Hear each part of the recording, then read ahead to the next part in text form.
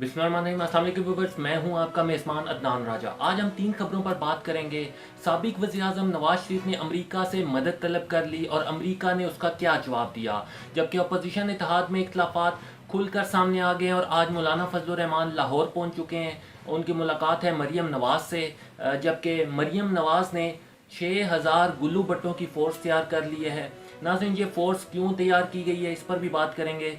लेकिन खबरों की तरफ बढ़ने से पहले अगर आपने मेरा चैनल सब्सक्राइब नहीं किया तो पहले चैनल को सब्सक्राइब कर लें और बेल आइकन को ज़रूर दबाएं। नाज़रीन, अपोजिशन इत्तेहाद यानी पीडीएम में जो पार्टियां शामिल हैं उनके नज़रिए बिल्कुल एक दूसरे से मुख्तलिफ हैं। ये पार्टियां पहले भी एक दूसरे के खिलाफ इलेक्शन लड़ती रही हैं और आगे भी इन्होंने एक दूसरे के खिलाफ इलेक्शन लड़ना है, जबकि इनके नज़रियात बिल्कुल मुख्तलिफ हैं, क्योंकि कुछ पार्टीज लेफ्ट की हैं जबकि कुछ राइट की हैं। मौलाना एएनपी पीपल्स पार्टी, क्या इनके नज़रियात एक जैसे हैं? बिल्कुल भी नहीं। ये सिर्फ बुग़्ज़ इमरान में इकट्ठे हुए हैं। नाज़रीन, मौलाना फजल रहमान को ही पीडीएम का सरबराह बनाया गया, जबकि पाकिस्तान डेमोक्रेटिक मूवमेंट की सरबराही बारी बारी मुख्तलिफ जमातों को देने के मामले पर इख्तिलाफात शिद्दत इख्तियार कर गए हैं। ज़राए का कहना है कि अपोजिशन इत्तेहाद पीडीएम की सरबराही से मुतालिक करारदाद पर अमल दरामद के मामले पर पीपल्स पार्टी, अवामी नेशनल पार्टी, कौमी वतन party, Balochistan national party mangle और नेशनल पार्टी की आला क़यादत के दरमियान जो राब्ता हुआ है। अपोजिशन की 5 जमातों ने पीडीएम की सरबराही मुख्तलिफ जमातों की रोटेशन पर देने पर इत्तफाक किया, जबकि पीडीएम की सरबराही रोटेट न करने पर एएनपी की बड़ी शख्सियत ने इत्तेहाद से निकलने का अंदिया भी दिया है। नाज़रीन, पीडीएम की स्टीयरिंग कमेटी के इजलास में किए जाने वाले फैसले के तहत साबिक वज़ीर आज़म और पीपल्स पार्टी के मरकज़ी रहनुमा राजा परवेज़ अशरफ को पीडीएम का सीनियर नायब सदर बनाया गया है, जबकि साबिक वज़ीर आज़म और पाकिस्तान मुस्लिम लीग नून के मरकज़ी रहनुमा शाहिद खाकान अब्बासी को पीडीएम का सेक्रेटरी जनरल मुकर्रर किया गया है। नाज़रीन, पीडीएम की स्टीयरिंग कमेटी के इजलास के बाद होने वाली प्रेस कॉन्फ्रेंस के दौरान जब मीडिया नुमाइंदों ने सवाल किया कि क्या पीडीएम में मिलने वाले ओहदे मुस्तकिल बुनियादों पर होंगे, तो शाहिद खाकान अब्बासी ने कहा कि पीडीएम में मिलने वाले ओहदे मुस्तकिल होंगे, जबकि दूसरी जानिब एएनपी के लीडर वहाँ खड़े थे मियाँ इफ्तिखार, वो बोले कि नहीं, ये ओहदे रोटेशन की बुनियाद पर मिलेंगे। अभी तो एक जलसा भी इस अपोजिशन इत्तेहाद ने नहीं किया, तो ये हाल हो चुका है। नाज़रीन, आगे आगे देखिए इनके साथ होता है क्या। नाज़रीन, दूसरी तरफ मरियम नवाज ने एक बड़ा फैसला किया है, क्योंकि वो जानती हैं कि अगर रमज़ान शुगर मिल और एवनफील्ड रेफरेंस में अगर ज़मानत मनसूख हो जाती है उनकी, तो उनकी गिरफ्तारी हो सकती है। इस हवाले से मरियम नवाज ने एक जो है लाहौर में कशीदगी का माहौल पैदा करने जा रही हैं और रियासती इदारों को पैगाम दिया जा रहा है कि अगर मेरी गिरफ्तारी की कोशिश की गई तो फिर लाहौर में एक बार फिर वही तमाशा लगेगा जो नैब पेशी पर लगाया गया था। इस हवाले से मरियम नवाज ने लाहौर में 6000 अफराद पर मुश्तमिल गुल्लू भट्टों की एक फौज तैयार की है। मरियम नवाज ने लाहौर के तमाम एमएनएज, एमपीएज और साबिक उम्मीदवारों को हर हलके से 200 अफराद पर मुश्तमिल एक फोर्स तैयार करने का हुक्म दिया है। इन गुल्लू भट्टों का मकसद रियासती इदारों के आगे मुज़ाहमत करना होगा, मरियम नवाज को बचाना होगा, उनके आगे ढाल बनना होगा।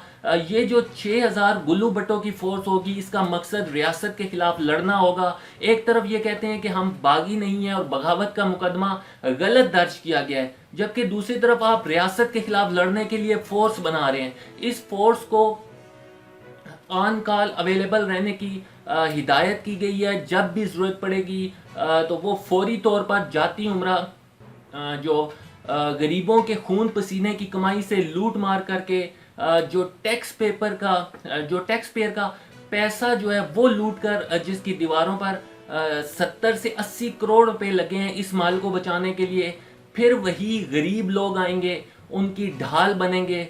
नाज़रीन, ये वो चाल है जो मरियम नवाज चल रही हैं। ये ऐसी फोर्स बनाएंगी जिस तरह की मौलाना फजल रहमान ने अपनी जो है फोर्स बना रखी है। नाज़रीन, ये दोनों मौलाना और मरियम का एक ही मकसद है कि मुल्क में इंतशार फैला जाए और रियासती इदारे और उनको गुल्लू भट्टों को आमने सामने लाया जाए और लाशें गिराई जाएं।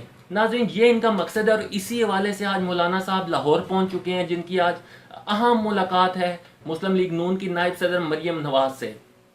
जबकि यहाँ ऐसी पॉलिसी बनाई जाएगी कि मुल्क में कैसे इंतशार फैलाया जाए। नाज़रीन, दूसरी तरफ हुकूमत ने भी कमर कस ली है اور ایسی پارٹیز کے وہ کارکن جو بہت زیادہ ایکٹیو ہیں اور اس قسم کی فورسز کا حصہ بن سکتے ہیں۔ ناظرین، ان کی لسٹیں بننا شروع ہو گئی ہیں اور اس حوالے سے پنجاب کے تمام ڈی پی اوز کو ہدایت مل گئی ہیں۔ جس قسم کا انتشار ملک میں اپوزیشن جماعتیں پھیلانا چاہتی ہیں، اس کا فائدہ صرف پاکستان کے دشمنوں کو ہوگا۔ ناظرین، دوسری طرف مسلم لیگ نون کے قائد اور سابق وزیر اعظم نواز شریف نے امریکہ سے مدد طلب کی ہے، کیونکہ سب جانتے ہیں کہ 10 ماہ خاموش رہنے کے بعد اچانک نواز شریف دوبارہ سے انقلابی بن گئے اور انتہائی سخت قسم کی تقریریں ایسے ہی تو نہیں کی گئیں۔ سینئر صحافی شاہین صوبائی جو امریکہ میں مقیم ہے، انہوں نے انکشاف کیا کہ سابق وزیر اعظم نواز شریف نے کسی تیسرے ملک کے ذریعے امریکیوں سے رابطہ کیا ہے، جس میں ان سے کہا گیا کہ اس حکومت پر دباؤ ڈالنے کے لیے ہماری مدد کی جائے۔